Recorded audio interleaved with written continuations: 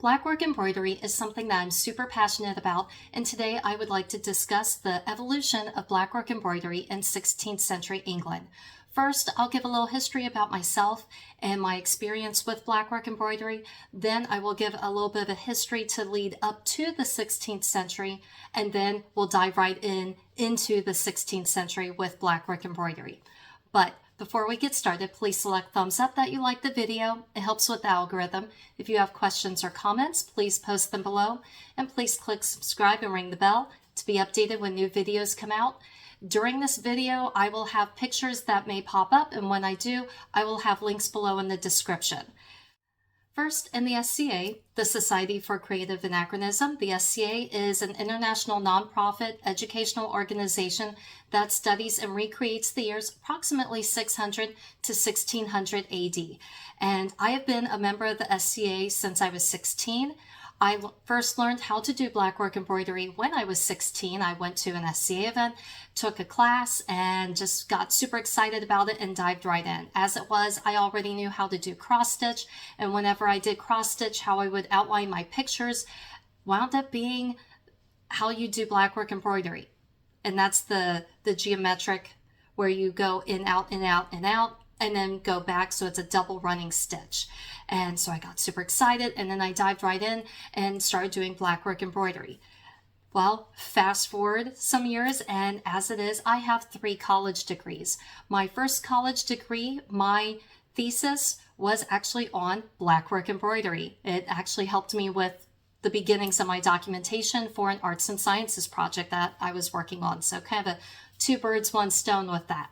And so as it is, for my personal life, I am married. I'm a mother of 4. I work for the family business. So when I am not busy working or being a chauffeur to our 4 busy children, I am also active in the SCA and also enjoy doing blackwork embroidery. So I have been studying blackwork for over 20 years. I have an embroidery blog that I've been doing for about the last 10 years. I will have a link below in the description for that. So anything that I've come across, either research, portraits, just interesting tidbits, I put it in that blog. I've also uploaded videos onto my YouTube channel for the last 4 or 5 years now. So please check out my other videos, and I hope you enjoy blackwork as much as I do. So my main focus for over the 20 plus years has been 16th century English blackwork embroidery. And with that, I like to focus on the earlier 16th century blackwork, which is also known as Holbein stitch or Spanish stitch. It's a double running stitch. The later form of blackwork in the 16th century, which I'll get more into this later, is more of a swirly floral. It's a curvilinear embroidery. But leading up to the 16th century, if you go back, look at Mamluk embroidery. Mamluk embroidery existed from about the 10th to the 14th century in Egypt, and then it made its way through the trade routes through Spain and through Italy, up through Europe, and then started to become a thing in possibly the 14th century, definitely by the 15th century, and then we really see it in the 16th century.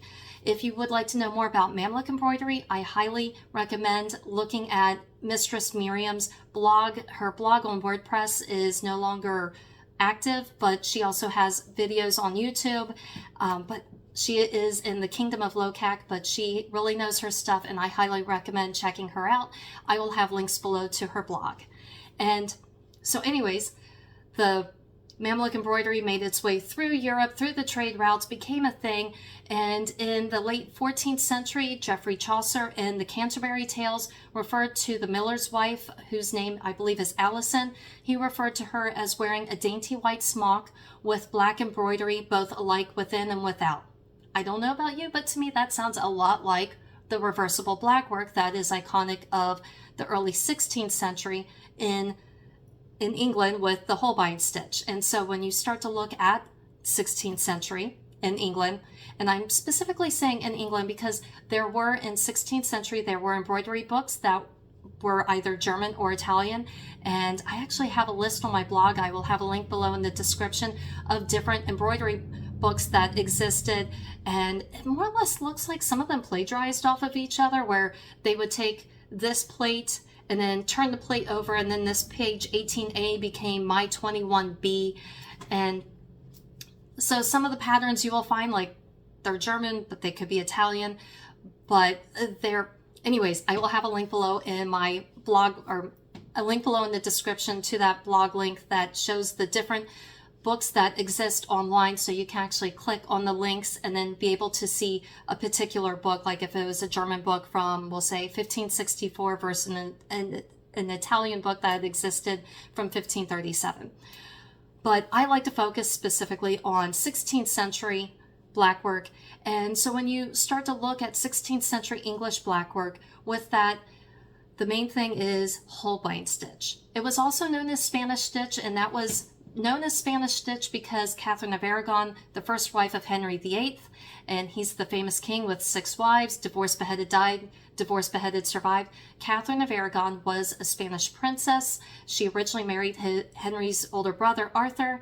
Arthur died a few months after their marriage. Fast forward, I think it was about 6 years or so, and then Henry and Catherine got married, and she made blackwork embroidery popular in England. Like I said, it was already referenced by Geoffrey Chaucer more than a century earlier, so it was already there, but I think she just made it more popular. And with that, that's why it was known as Spanish stitch. But once Henry divorced Catherine, then it was no longer popular to have Spanish influences. But people really liked their embroidery, so they just renamed it blackwork.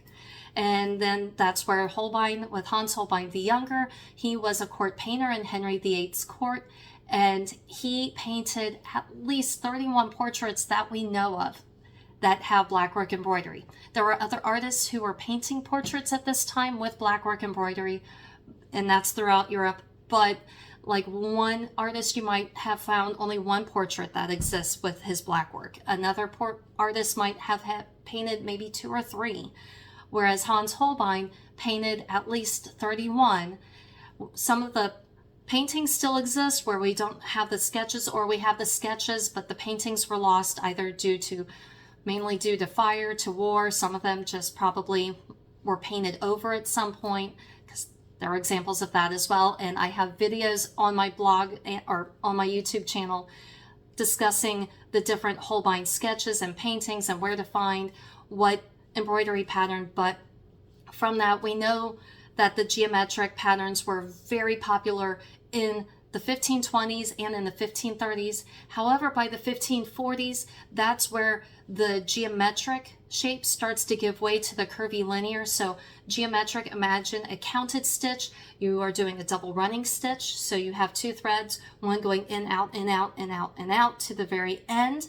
So if I'm doing, like, say, a collar or a cuff, I'm going from one side all the way to the other, and now I've got a bunch of dashed lines. And then on the return journey, I'm going to take my other thread and go all the way back and fill in all those dashed lines. So now I have what looks like a reversible pattern on both the front and the back side.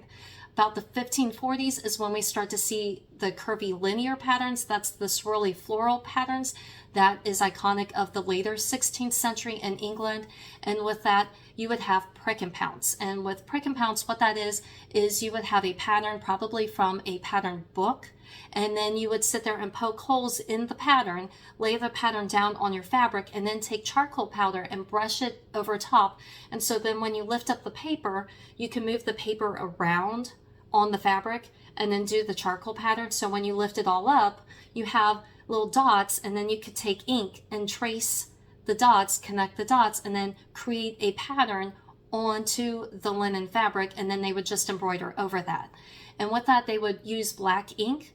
However, there are a couple of examples at the Victoria and Albert Museum that show blue ink, but when talking with a lady at Pensick who was doing some painting at the Craftsperson's Green at Pensick for Mid-Realm Royal, it probably was originally black that faded to blue, which makes sense because if I've got black lines and I'm embroidering over, if I'm tracing over with embroidery, black on black, it's easier to hide the black ink if I'm embroidering black over it.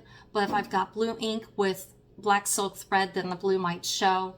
So it makes sense that the blue was probably originally black. But so what they would do, the charcoal powder, like I said, you put that on, through the dots, lift up the paper, you've got dots, then you take ink and you connect the dots. Now you've got a pattern traced onto the fabric, and now you just do the embroidery over it. This is where some patterns that we have that actually examples that exist at the Victoria and Albert Museum, I will have some links below in the description so you can go check them out. But some of this swirly floral blackwork was reversible, and then some of it wasn't. Most of it, it's because of, it depends on which stitch you were using for that particular embroidery. You see, the earlier form in 16th century was a double running stitch. And so that's, like I said, where you go, what I said earlier with how you go in, out, in, out, in, out. And then you go back the way you came and you fill in all the spaces, and now it's reversible on front and back. That's a double running stitch.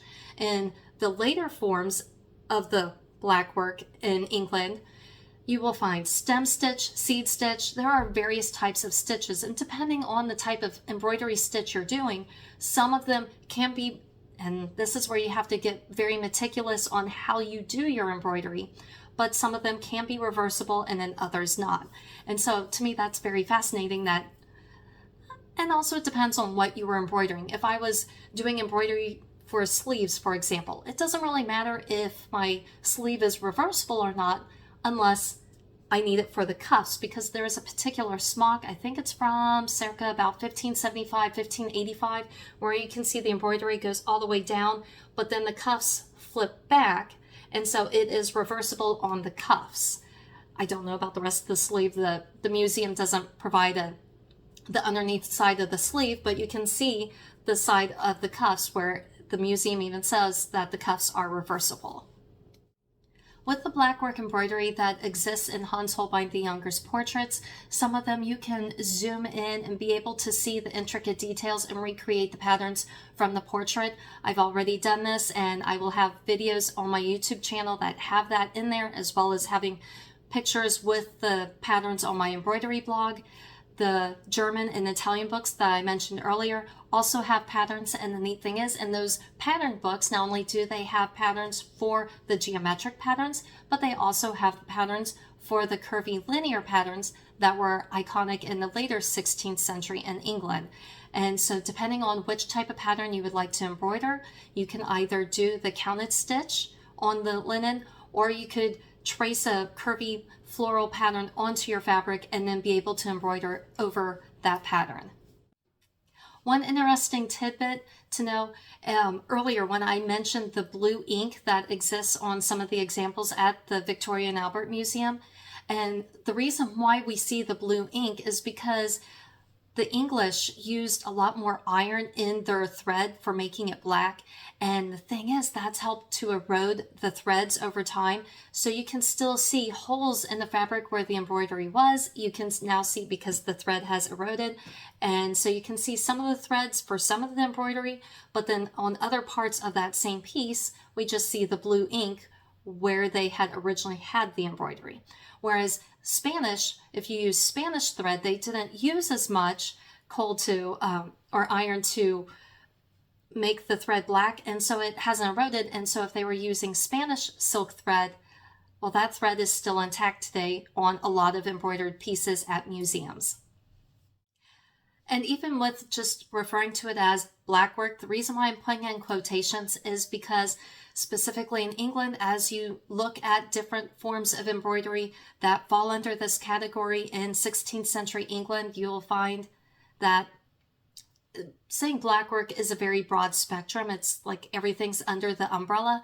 And what I mean by that, where I mentioned earlier with the Holbein stitch, the double running stitch, and then later with the curvilinear, it was still done in black thread. So pretty much any embroidery done in black thread is considered blackwork. However, if you look at, for example, Bess of Hardwick, in her portrait, she has red sleeves. It's still the double running stitch. It's just done with red thread rather than black thread. But then later on, the same type of swirly floral patterns that are iconic of the later form of blackwork were done in color. And so you can find, for example, you might find a jacket at a museum that is done in the same type of stem stitch and seed stitch and the various forms of stitches that they would create the curvilinear or swirly floral patterns, but they might have reds or blues or greens in it and not just black. As it was, this type of embroidery was popular in England till about 1630 when it finally just started to fade away and no longer became fashionable, other than finding this type of embroidery in various samplers. So if you look at a museum website and see a sampler, you might still find the geometric patterns or even the swirly floral type, but probably the geometric patterns I have found on various samplers in the 17th and even into the 18th century. As you've probably gathered by now in my video, that I am passionate about the earlier form of the 16th century English blackwork embroidery. But with that, as I mentioned earlier, that there were German and Italian books. If you're interested in learning more about embroidery, there is also a 17th century embroidery book, and I believe that one's at the Met Museum. I will have a link below in the description. But what's neat about the 17th century, it's Portuguese. It's an embroidery book, but it actually, instead of the German and Italian books that just simply had pictures that were printed on a page, the Portuguese book actually has embroidered samples. So it looks like someone embroidered the linen and then stitched it all together and then made that a book. So then that means even if the thread is missing, you can still see the holes where the pattern may have been, and then you can recreate it. But it's just, to me, I think that's super neat. For the SCA, I know our cutoff is 16th century, so like 1600 is the cutoff. So to use a 17th century Portuguese embroidery book is technically outside of our realm, but that's a place to start. So if you're interested in doing Portuguese, or with that doing Spanish embroidery, that's a place to start, and then work your way backwards to find yourself in the 16th century area. That would technically work and that's even if you're working on an arts and sciences project that you're submitting to be judged within the SCA, because otherwise, if you're doing something, if it's from 1605, 1610, 1615, if it existed in 1610, there's a really good chance it probably existed prior to 1600, and we just don't have documentation for it. But that's my humble opinion, and I'll get off my soapbox. I'm sure there is something that I have probably forgotten. I was trying my best to keep this kind of a short video because this is a topic that I'm super passionate about and could probably talk your ear off for hours about it if you let me. So if you do have questions, if you have comments, either please post them below, or if you see me at an SCA event and you would like to talk about blackwork embroidery, please feel free to stop me, ask questions. Again, I'm super passionate about it, and I would love to answer any questions if you may have. If you want to know more about what museums I recommend to look at, if you're looking at specific pieces, or where to find specific embroidery patterns, what materials that you might need to get started. So any questions, please feel free to ask. Thank you for checking out my YouTube channel. If you enjoyed this video and would like to watch more of my videos, please follow the links on the side of the page. Please select thumbs up that you like the video. If you have questions or comments, please post them below. And please click subscribe and ring the bell to be updated when new videos come out.